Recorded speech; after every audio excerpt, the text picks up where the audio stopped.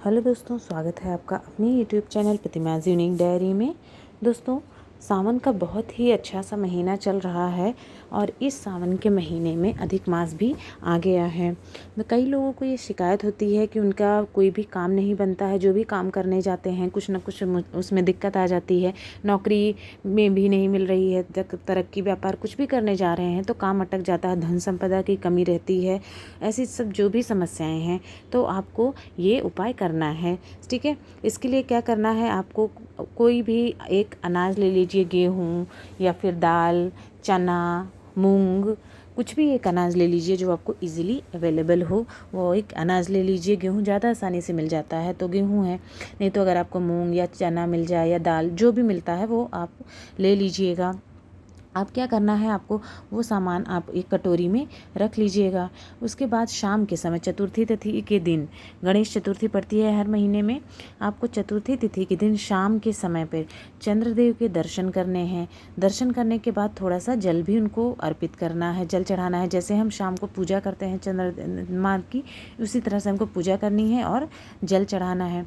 जल चढ़ाने के बाद क्या करना है, आपको नीचे आ जाना है और आपके शाम को ये उपाय करना है जब चाँद निकल आता है। उसके बाद फिर आप आ जाइए अपने घर के मंदिर जहाँ आपने गणेश भगवान की मूर्ति या फोटो जो भी है आपने रख रखी है, ठीक है, उसके सामने आसन डालिए और वहाँ पर बैठ जाइए। फिर आपने देखा जो आपने कटोरी में गेहूँ ले रखा है या जो भी अनाज आपने थोड़ा सा ले रखा है, थोड़ा सा ही लेना है, वो ले रखा है, उसको आप अपने दाहिनी तरफ रख दीजिए। गणेश भगवान के अर्थात आपका जो दाहिना होगा गणेश भगवान का वो बायां होगा। अपने दाहिने हाथ की तरफ गणेश भगवान के पास उस दाने को, अनाज के दाने को, गेहूं के दाने को रख देना है आपको।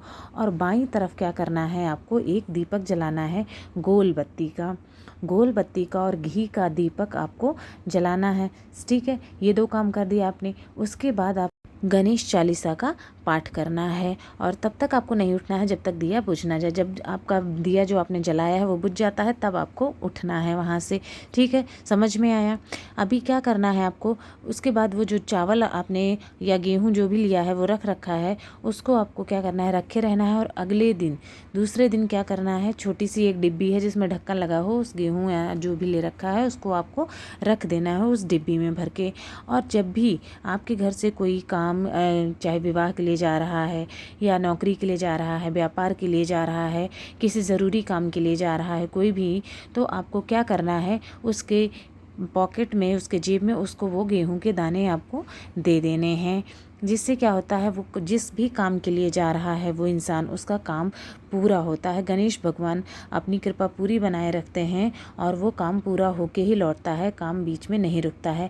आने के बाद जब वो इंसान आ जाता है तो उसके पास जो भी चावल के दाने या फिर गेहूं के दाने जो बचे हुए होते हैं उसको आपको क्या करना है, चिड़िया और इन लोगों को डाल देना है। खुद इस्तेमाल नहीं करना है, चिड़िया को या किसी भी जानवर के लिए वो डाल दीजिए उनको यूज़ करने के लिए।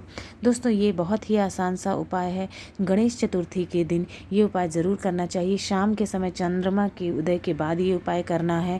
इसको करने से धन संपदा में कभी भी कोई कमी नहीं आएगी। आप ये उपाय ज़रूर करिएगा। ठीक है दोस्तों, अब आते हैं दोस्तों अपने दूसरे उपाय पे। अगर कोई मनोकामना है, कोई विशेष इच्छा है आपकी और वो पूरी नहीं हो पा रही है तो आपको इस उपाय को करना है चतुर्थी तिथि के दिन पे। बहुत ही आसान सा उपाय है। इसके लिए आपको क्या क्या सामान चाहिए होगा, शमी पत्र चाहिए होगा। कितने संख्या में, 9 की संख्या में हमको शमी पत्र चाहिए होगा और वो लेकर के आपको चले जाना है शिव मंदिर में। उसमें से शिवलिंग पर जो दाहिना तरफ होता है वो गणेश भगवान का स्थान होता है। तो आपको क्या करना है, 5 शमी पत्र आपको गणेश भगवान के स्थान पर चढ़ा देना है। जो दाहिनी तरफ शिवलिंग का हिस्सा होता है 5, और 3 जो आपका शमी पत्र है वो आपको शिवलिंग के ऊपर चढ़ा देना है।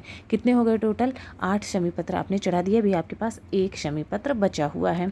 तो जब आप निकलने लगते हैं महादेव की चौखट के पास, तब आपको क्या करना है, अपने बाईं तरफ जो बचा हुआ आखिरी है वो 1 शमी पत्र रखना है और उसी के बगल में जहाँ शमी पत्र रखा आपने वहीं पर आपको एक दिया जलाना है।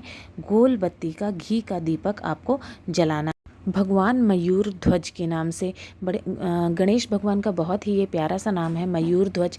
इसी नाम से आपको वो दीपक जलाना है। ये उपाय अगर आप कर लेते हैं दोस्तों तो आपके घर में कभी भी धन संपदा की कोई कमी नहीं होगी। भगवान गणेश आपकी सभी इच्छाओं की पूर्ति करेंगे, सभी मनोकामना आपकी पूर्ण होगी। बहुत ही आसान सा उपाय है, सिर्फ 9 शमी पत्र आपको चाहिए होंगे और जाके उसको चढ़ाना है भगवान मयूर ध्वज के नाम से, जो गणेश भगवान का नाम है। दोस्तों ये बहुत आसान उपाय है, इसको आप ज़रूर करिएगा।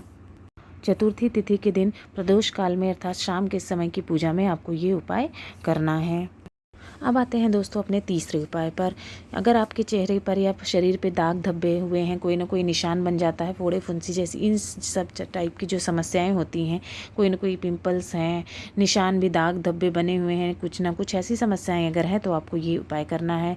त्वचा संबंधी आपको क्या करना है, एक शंख ले लेना है। दक्षिणावर्ती शंख अगर आपको मिल जाता है तो बहुत ही अच्छी बात है। अगर वो नहीं मिलता है तो आपके घर में जो भी शंख आप पूजा पाठ में इस्तेमाल करते हैं आप वही शंख यूज़ कर सकते हैं।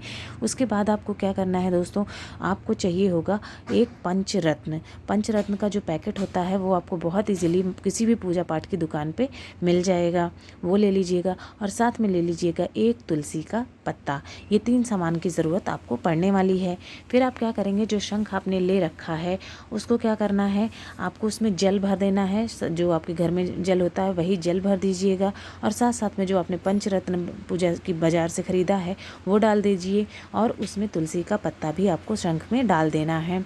चतुर्थी तिथि के दिन आप ये उपाय करेंगे और आपको पूरी रात वो रहने देना है गणेश भगवान के पास। आपको उसको रख देना है मंदिर में और उसके बाद उसको रात भर ऐसे ही रहने देना है। फिर सुबह के दिन दूसरे दिन अर्थात पंचमी तिथि के दिन आप उसको उठाइएगा। जब आप नहाने जाने लगते हैं तो जो शंख में पानी है उस पानी को जो आप नहाने जा रहे हैं अपनी बाल्टी में उसमें डाल लीजिएगा और उस पानी से आपको स्नान कर लेना है। ये उपाय आपको 3 दिन तक लगातार करना है। चतुर्थी तिथि को आप शुरू करिए, चतुर्थी तिथि को करिए, उसको पूरी रात रहने देना है और पंचमी को आपको स्नान करना है। पंचमी को कर लीजिए, फिर उसके बाद दूसरे दिन आपको कर लेना है। इस तरह से 3 दिन ये उपाय करिए। आपकी जो भी शरीर पर दाने निकलते हैं या निशान कोई ना कोई बन जाते हैं, कोई इस तरह की समस्याएँ जो भी हो रही हैं, बीमारी की समस्या है, आपको इसमें धीरे धीरे लाभ होना शुरू हो जाएगा। आप ये खुद महसूस करेंगे। तो दोस्तों ये है चतुर्थी तिथि के दिन करे जाने वाले 3 बहुत ही महत्वपूर्ण उपाय। आपको ज़रूर करना चाहिए ये 3 के तीनों उपाय जो आपको सही लगें।